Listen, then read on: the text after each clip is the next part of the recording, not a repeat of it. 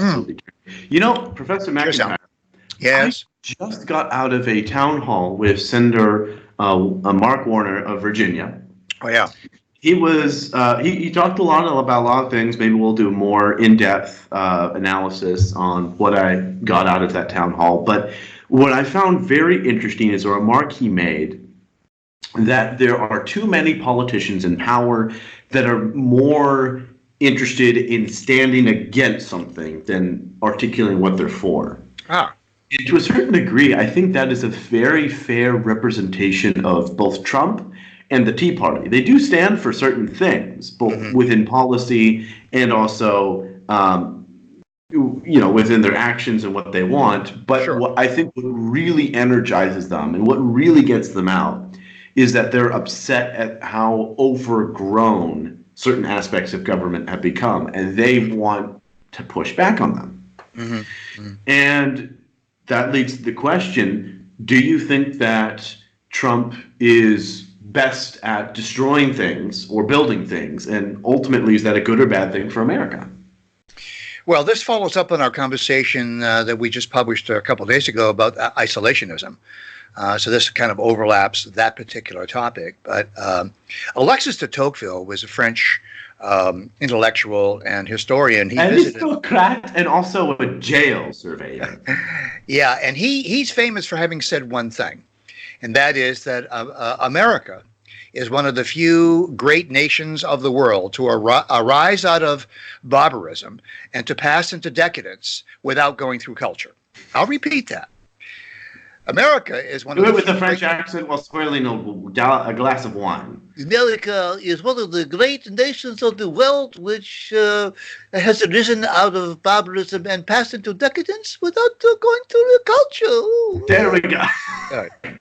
He said other And you know what? things. I think Alexis, that's the last thing he said to the New York Times before he got on a boat and went home to Paris. And de Tocqueville was very astutely aware of the limitations of democracy in America, because we don't have pure democracy. We have representational democracy.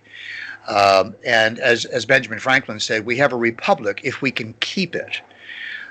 Most of our great thinkers who have commented on our democracy in America have issued a warning that we're very close to breaking it up and destroying it, for the simple reason that when everybody is placed at the head of the goody line, the give out line, the welfare line, then the whole system collapses. Or in the words of Margaret Thatcher, socialism ends when you run out of other people's money.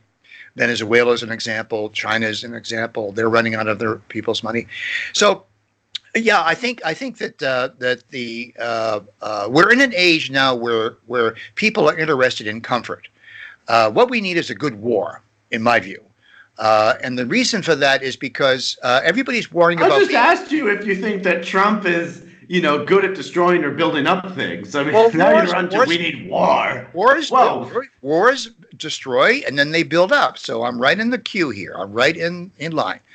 You look at what happened after World War II. What happened? We destroyed Germany, we destroyed Japan, and then we rebuilt them. Yeah. So this is what Trump is doing. He's destroying the old order and he's creating new. As Tennyson says, the old order changeth, yielding place to the new, and God himself reveals himself in many ways. From Tennyson. I do love a good bit of Tennyson, but nevertheless, so that means that I doubt that you believe that Trump and the sort of Trump-like mindset can be here to stay forever. No, we're going to go through a convulsion, a revolution, a violent revolution, a bloody street revolution, or it'll be a war.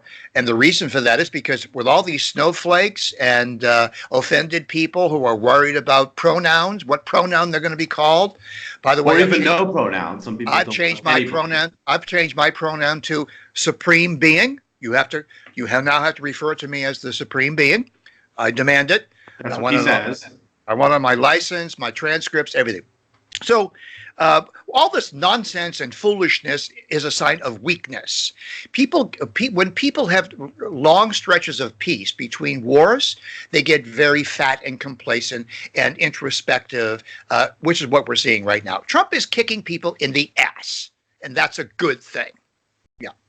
But if all he does is kick people around, not much is going to be built up if you just keep kicking down things. So my question to you is ultimately, how much longer does the country need kicking around, and how much longer can the country be kicked around?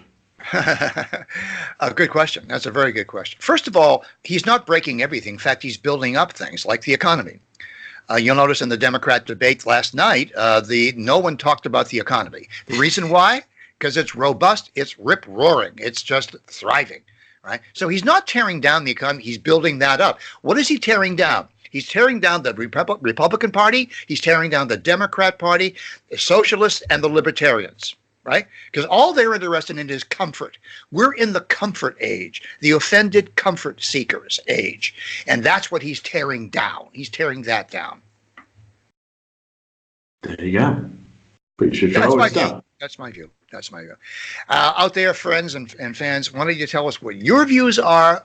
And we'd love to hear how uncomfortable you are too. But we know that there is a supreme amount of comfort when you decide to become a financial supporter, because that's kind of how we keep the lights on here. Yes, so please make sure to click the link in the description to help us out as a monthly helper. Put us on welfare. Put us on welfare. We become socialists, so put us on welfare. That was one of the worst pitches I've ever heard. Make sure to do a one-time on PayPal, and also we really appreciate you sharing and subscribing and making sure that people know that we exist, and we greatly appreciate it.